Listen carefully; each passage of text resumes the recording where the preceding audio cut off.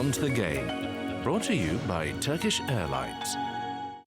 No sleep last night again. I don't think no one slept. That's the biggest challenge fronting up tomorrow, but I don't think I've slept since Saturday. I love the game of cricket and playing for my nation and my state. There is no greater pride to me. To see the way my old man's been. It's been an absolutely crazy day. Tears, apologies, resignations, and to think one small piece of sandpaper could do so much damage. I'm Robin Adams. Welcome to a special edition of Beyond the Game, the Australia cricket crisis.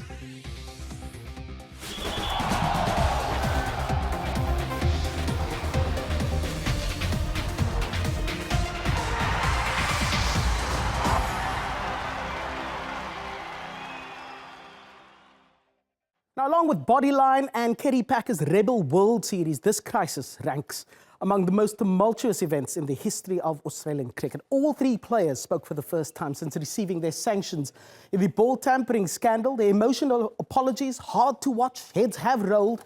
Coach Darren Lehmann announced he'd had enough. Lance Santos recaps one of the darkest days in Australian sport. To see the way my old man's been. The ball-tampering saga has ripped right through the core of the Australian cricket team. Steve Smith is the captain of Australia. He led his team out at Newlands on that fateful day where the cheating happened on his watch. Smith arrived in South Africa as the world's greatest batsman. Surrounded by police, he left the country looking less a cricketer and more a criminal. On arrival back in Sydney, Smith spoke for the first time.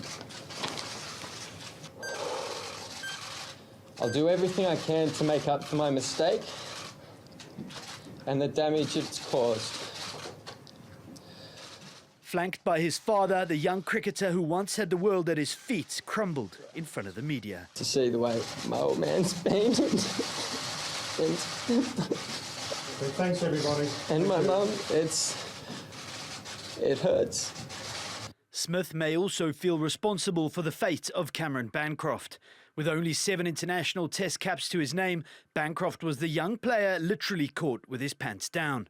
The batsman arrived in Perth and, like Smith, opened up. With his mother at his side, he held back the tears. I'm very sorry. I love the game of cricket and playing for my nation and my state. There is no greater pride to me. I am extremely disappointed and regret my actions. With all the drama that has followed this series, it's become easy to forget that there is still one more test to play. On Friday, South Africa will look to become the first Proteas side in 48 years to win a series against the Aussies on home soil. But Captain Faf du Plessis spoke little of cricket. I do feel sorry for Steve. I do have compassion towards what he's going through. I think he's one of the good guys, and he's just been caught in a bad place. And he's obviously taken responsibility for that. And then, just when you thought it was dying down, Australian coach Darren Lehmann announced a last-minute press conference. Abuse, or whatever word you want to use, just takes its toll. Everyone has their views out there, but they made a mistake. And we need to get the game back on track. And speaking to my family, they've had enough of travelling 300 days a year and not being home at all to see your family, so that's also the big reason, really. That's the main reason. Spend some time with them and the kids and maybe go and watch my son play cricket. A career is over, a captain is gone, and the long-term future of David Warner is also unclear. At this present time, you'll hear from me in a couple of days. At the moment, my priority is to get these kids in bed and rest up and let my mind be clear so I can think and talk to you in a couple of days. The Australia cricket crisis is not done just yet.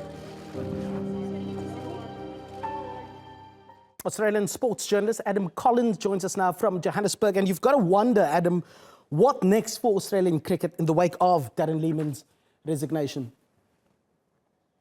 Yeah, it's yet another hugely eventful day here in Johannesburg. We certainly didn't expect Darren Lehmann to come out and walk into the press room in tears and resign as he did a couple of hours after Steve Smith and Cameron Bancroft struggled in front of the cameras as well. In Smith's case, there'll be images which will be beamed around the world and replay time and time again for years on end. Such was the gravity of the situation. As to how they move forward, tomorrow's the first opportunity with the test match at the Wanderers, but it's the first step in a very, very long trail. And who's likely to take over from Darren Lehmann, do you think? I think Justin Langer remains the favourite on the basis that he filled in when Darren Lehmann from time to time took a breather, and he's the logical successor on the basis that he was a successful coach at Western Australia after taking over a change room which was perhaps not as discombobulated as this one is right now, but one that was in pretty bad nick. So I think Justin Langer would be on the first line of betting, so to speak. Jason Gillespie as well. Jason Gillespie has a prolific record at Yorkshire, and he captained the Adelaide Strikers to the championship of the Big Bash this year. Jason Gillespie is someone with an immense amount of respect around Australian cricket circles, and someone who also thinks in a broader perspective. He's the sort of character who you could imagine would be very good playing a role in a change room that's gone through the sort of turmoil they have in the last 7 days. And Adam, after the pay dispute that was highly publicised, do you think that Cricket Australia has clambered back some measure of respectability with how they've handled this crisis?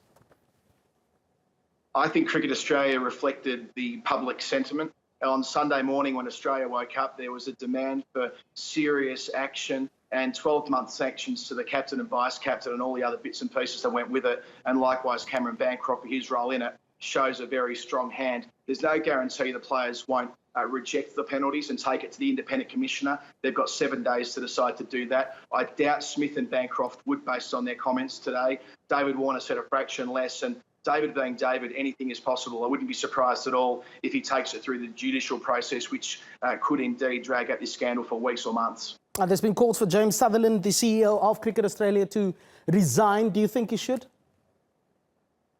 I don't. My sense is that, and James said to us today when he was asked that question, that he feels as though this is the right time for him to double down and lead Cricket Australia as an organisation through what will be a very challenging time based on what's occurred with the men's team in the last 7 days. So I think that you want to have a steady hand on the tiller at this stage, and Sutherland has been around for such a long time. He understands how to get through a crisis. I don't think it's the right time necessarily for new management. In saying that, he's under enormous amount of pressure because sponsors are dropping off very rapidly. There's a broadcast deal with the TV networks needing to be solved in the next couple of months. And that's not to mention the pressure in the broader Australian landscape and the media landscape, which is right on him at the moment too. Well, Australian sports journalist, appreciate that insight. Adam Collins in Johannesburg has been following that story quite closely. Really appreciate your time.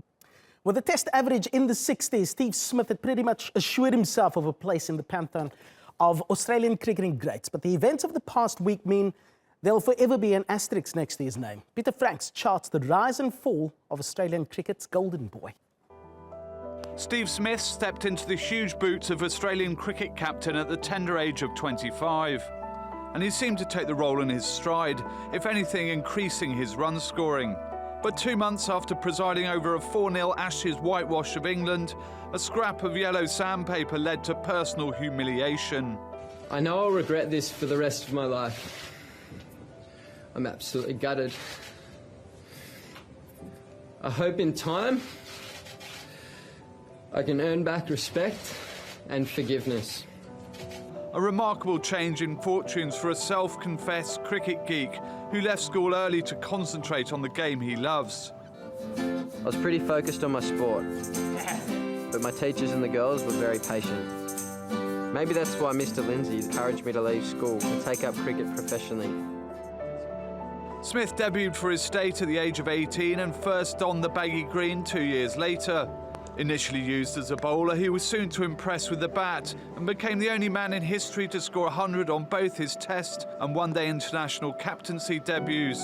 With an average of 61.37, he sits third on the all-time list of Test batting averages.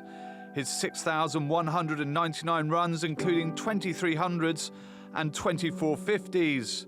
The runs brought rewards, including a sponsorship with iconic Australian breakfast cereal Wheat Bix.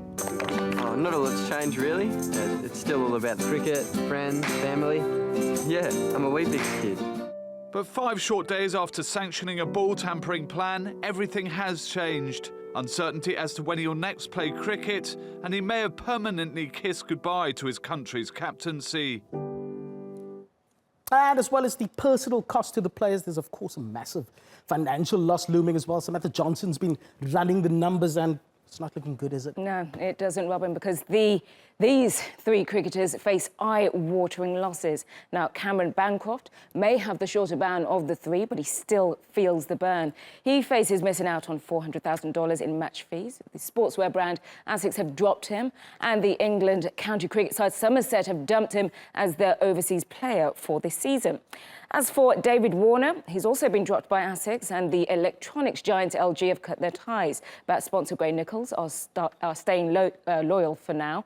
Warner will miss out on roughly $1.5 million in salary and match fees during his 12-month ban, plus the $2.4 million he would have got as captain of the IPL side Sunrisers Hyderabad.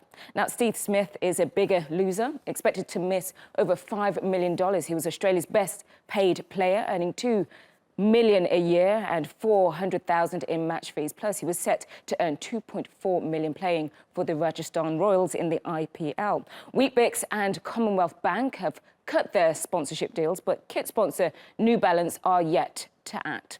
However, there may be a light at the end of the tunnel for the Sandpaper 3. They could still earn money through club contracts, but the ECB haven't yet issued a blanket ban on them playing county cricket. But the biggest financial blow in this whole saga is saved for Cricket Australia after losing major sponsor Magellan, as the scandal was inconsistent with their values. Now, that deal was worth $20 million, while market analysts are saying that the whole saga could cost $230 million overall.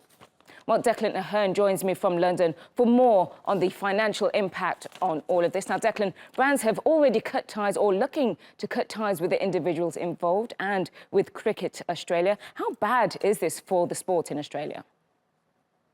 Well, as we've heard over the last few days, it's a terrible scandal that's going to have widespread effects on the sport and indeed Cricket Australia as a whole. One needs to remember how ingrained cricket is in Australian society. They were one of the first two test-playing nations in 1877, along with England, which is now affectionately known as the Ashes.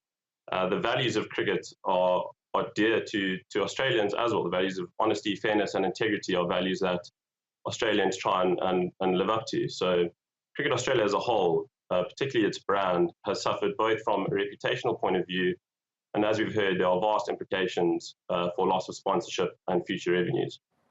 OK, well, one of their bigger sponsors, Qantas, have kept their deal with Cricket Australia, while Magellan, like I said before, have pulled the plug. What factors will affect each individual company's decision?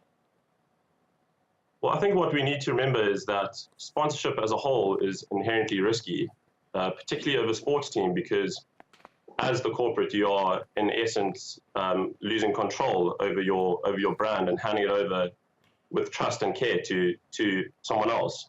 That's particularly risky in cricket, for example, where there are 11 individuals upholding that brand. From a practical point of view, these sponsors have built-in clauses, moral clauses, where any negative incidents that negatively impact goodwill and brand, they can terminate the clause, which I think, as you can see with Magellan, has happened. Other factors to consider are things like the length of the relationship, alignment of values, for example. Magellan being in the financial services industry, trust, transparency and honesty are so prevalent in financial services at the moment that any kind of incidents now that tarnishes that, you have to separate yourself from immediately. OK, and one more question, I need a very quick answer. Let's talk about the players. Can you see their brand evolving after this, or is it completely damaged now? Well, I think we see institutions, they tend to have an ability to bounce back from incidents like this. As an individual person, people tend to feel that a lot more personally. The loss of trust, the loss of reputation, extremely difficult to bounce back from. And obviously, we've seen the financial implications of all the sponsors pulling out. Prime examples are Lance Armstrong, Bradley Wiggins, Justin Gatlin, betraying the trust of the public and other stakeholders, and they're still continuing to try and claw back some of that trust. OK, Declan, thank you very much for joining us. Back to you, Robin. Well, if there's one man who knows what Steve Smith's going through, it's Faf du Plessis. The South African captain was at the centre of his own ball-tampering controversy. That was in 2016, where he was fined for using mitts to shine the ball. Du Plessis revealed that he has reached out to Smith. I did send him a text. As I said, I from a really deep place in my heart, I feel for the guy. You don't want to see guys going through that stuff. And it's going to be incredibly hard for him over the next days. So I just sent a message of support saying that he'll get through this, he must just be strong. And he was really good, he appreciated the message. So there's a lot of respect between the two of us. I mean, it was obviously a good leader for Australia. Perhaps I didn't understand how important it is to them, but you can really see how much it means to the Australian public, the way that they play. So you can understand why they think they need to be so harsh. But from where I'm sitting, I think it is harsh. I think certainly if you go back in the history of where certain players have been in similar situations. South African cricket commentator Cass Naidoo was at that Faf du Plessis press conference. She's also been following the ball-tampering saga quite closely. And Cass, what has the South African reaction been to Darren Lehmann's resignation? Yeah, I think there's been so much breaking news. It's been tough to kind of keep up with the action. But the South Africans have had quite a good attitude about the whole situation. They've shown a lot of sympathy, particularly for the three players. Not so much Darren Lehmann. Obviously, his announcement came shortly after the Faf du Plessis press conference. But Faf, in essence, said he was really sympathetic to the three players and wished them well in recovering. Mentioned that these are human beings going through a really difficult time, and they've made grave errors, but there's an opportunity for them to take the hard lessons and come back. So South Africa have been sympathetic, but I think at the same time they realize that the focus is really on making history and winning this test series. So as much as Faf du Plessis fielded a lot of questions, you can see they're very much in a bubble and know that even though they haven't played their best cricket, they are 2-1 ahead in the series. And with all that's happened in the lead up to this final test, do you think it's devalued the contest in some measure? Yes and no. Yes, because it would have been nice to have the likes of Warner and Smith in the side, but at the same time, you play the opposition you get. I think South Africa, listening to Hashim Amla at the press conference yesterday and du Plessis today, they know they haven't played their best cricket, and there's a lot for everyone to prove in terms of ensuring that they remain long-term in this playing 11.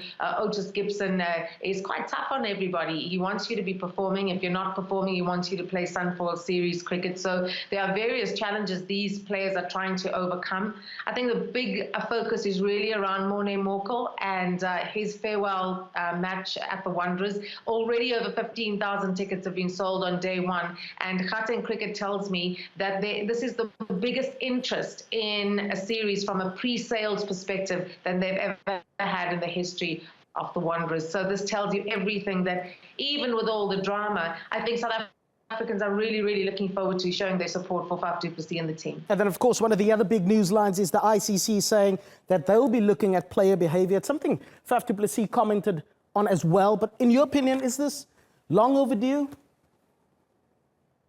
Yeah, I think so. I think discipline is a very interesting issue to deal with because everyone has differing views. But I think if you start policing cricketers and make the environment very much like a schoolboy environment, you have a demerit system, you're holding points, you get banned for a shoulder brush, and the sanctions are quite inconsistent.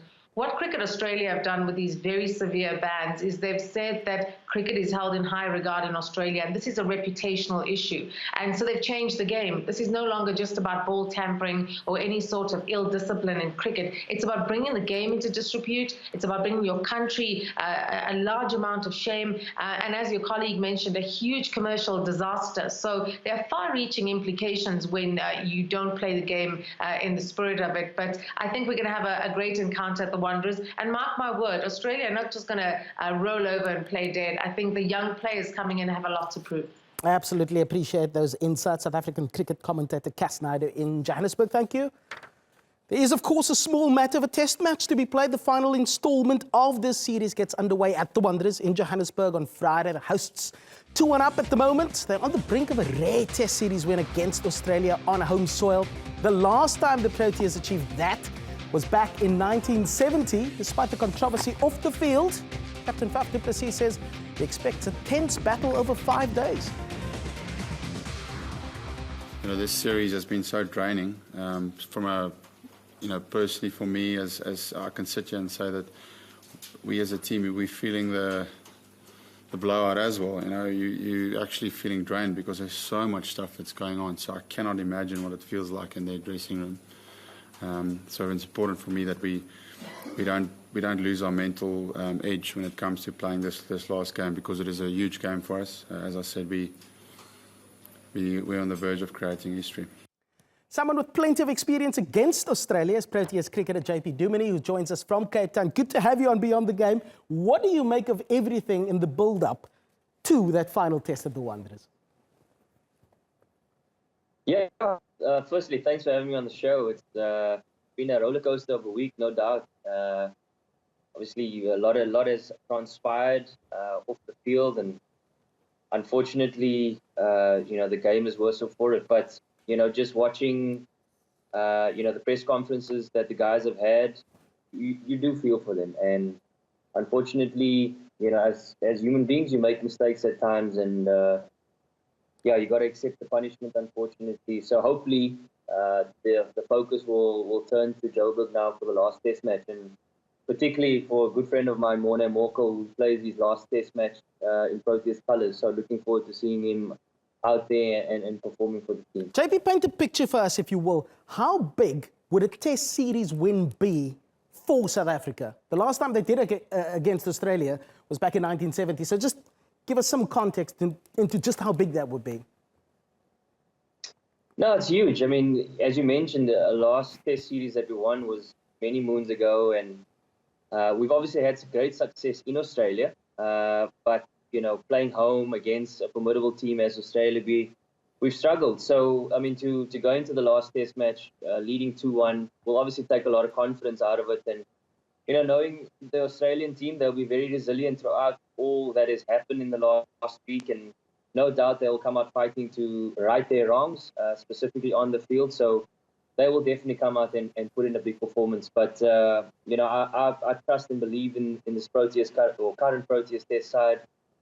We've got a momentum with us, we've got confidence with us, and now it's just about trying to finish it off. JP, who's been the standout performer for you in this test series so far in the South African team? Look, I think from a batting perspective, AB has been formidable. I think he's been leaps and bounds, probably above most guys within the series. With the ball, I think the great thing with the ball is that we've hunted impact. I mean, yes, there's been some highlights. I think KG has been formidable. Obviously, Morne in this last test. But I think the main positive taken out of this test series so far is that everybody's contributed at times where someone has been needed to stand up and be counted. So I think that's the great thing from a bowling perspective. Obviously, Dean was superb in that first innings in Cape Town, so he'll take a lot of confidence. And guys have chipped in here and there with the bat. So it's going to be a great finish to what has been a formidable series. Crazy few days for Australia. How do they pick up the pieces and put the best foot forward at the Wanderers?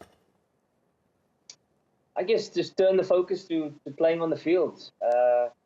There's still a lot of experience in that Australian side. And yes, they lose a few crucial players, but it's still a very talented side. And the guys that have replace the guys that are missing out now also have good records, have played for Australia before.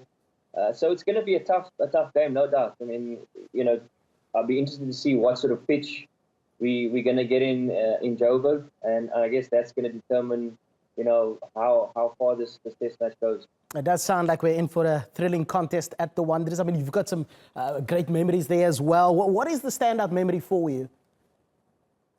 Yeah, definitely my last test match there, against Sri Lanka, scored 155. So that definitely stands out as probably the highlight of the recent past, and probably my highlight of my test career within South Africa. So it's a great hunting ground for us as South Africans. So hopefully we can put in that big performance.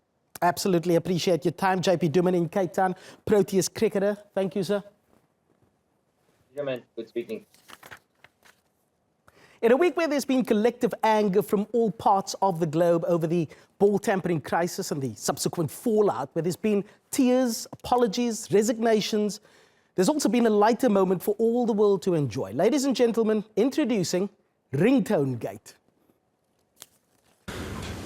I think perhaps it needed what happened now. It's been a state. Hello. Sorry. That's a shocking ringtone. Wow. I forgot the question. Can you report him for that ringtone? Sorry, what was that question again? Do you think the sanctions... This has been a special broadcast of Beyond the Game. Absolutely appreciate your time. From myself, Robin Adams, and the rest of the crew, thank you so much for watching. Bye-bye.